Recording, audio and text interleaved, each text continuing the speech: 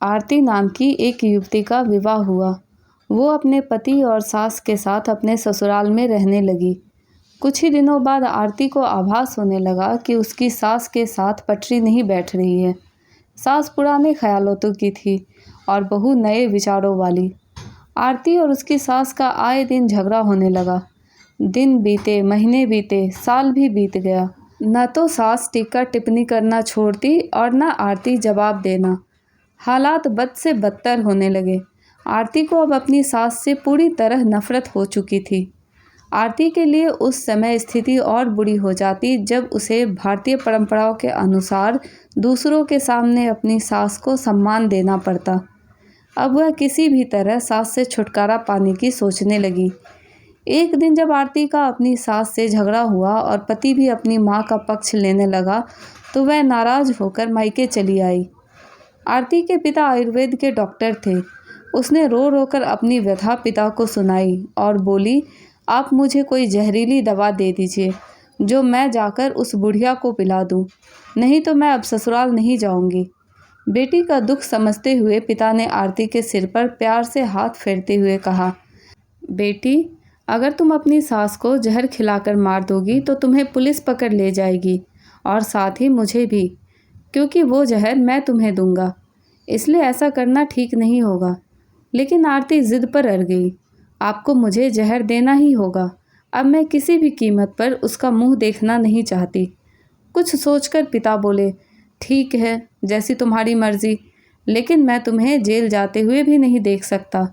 इसलिए जैसे मैं कहूँ वैसे ही करना होगा। मंजूर हो तो बोलो, क्या करना होगा? आरती ने पूछा। पिता ने एक पुड़िया में जहर का पाउडर बांधकर आरती के हाथ में देते हुए कहा, तुम्हें इस पुड़िया में से सिर्फ एक चुटकी जहर रोज अपनी सास के भोजन में मिलाना है। कम मात्रा में होने से वह एकदम से नहीं मरेगी, बल्कि धीरे धीरे आंतरिक रूप से कमज़ोर होकर 5 से 6 महीनों में मर जाएगी। लोग समझेंगे कि वह स्वाभाविक मौत मर गई। पिता ने आगे कहा, लेकिन तुम्हें बेहद सावधान रहना होगा ताकि तुम्हारे पति को बिल्कुल भी शक न होने पाए, वरना हम दोनों को जेल जाना पड़ेगा। इसके लिए तुम आज के बाद अपनी सास से बिल्कुल भी झगड़ा नहीं करोगी, बल्कि उसकी सेवा करोगी।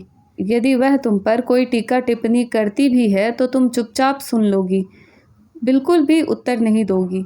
बोलो, कर पाओगी ये सब? आरती ने सोचा, 6 महीनों की ही तो बात है, फिर तो छुटकारा मिल ही जाएगा। उसने पिता की बात मान ली और जहर की पुड़िया लेकर ससुराल चली आई।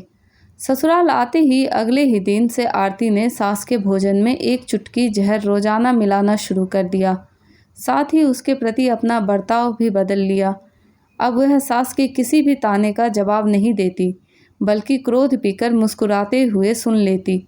रोज उसके पैर दबाती और उसकी हर बात का ख्याल रखती। सास से पूछ पूछ कर उसकी पसंद का खाना बनाती, उसकी हर आज्ञा का पालन करती। कुछ हफ्ते बीतते बीते सास के स्वभाव में भी परिवर्तन आना शुरू हो गया। बहू की ओर से अपने तानों का प्रत्युत्तर न पाकर उसके ताने अब कम हो चले थे, बल्कि वह कभी कभी बहू की सेवा के बदले आशीष भी देने लगी थी।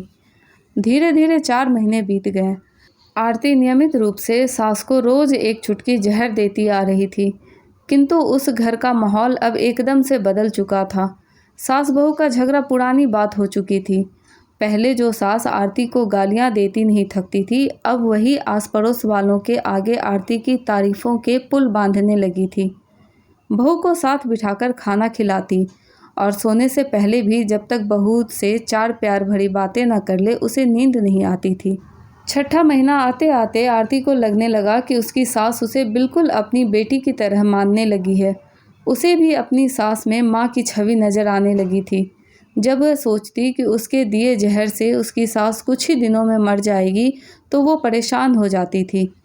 उसी ऊहापोह में एक दिन वह अपने पिताजी के घर दोबारा जा पहुंची और बोली, पिताजी, मुझे उस जहर के असर को ख़त्म करने की दवा दीजिए, क्योंकि अब मैं अपनी सास को मारना नहीं चाहती। वो बहुत अच्छी हैं और अब मैं उन्हें अपनी माँ की तरह चाहने लगी हूँ। पिता ठठाकर हंस पड़े और बोले, जहर? कैसा जहर? मैंने तो तुम्हें जहर के नाम पर हाजमे का चूर्ण दिया था। बेटी को सही रास्ता दिखाएं। माँ बाप का पूर्ण फ़र्ज़ अदा करें। ये कहानी आपको कैसी लगी हमें कमेंट करके बताएं। वीडियो को लाइक और शेयर करें। चैनल पर नए हैं तो चैनल को सब्सक्राइब करना ना भूलें। Thank you.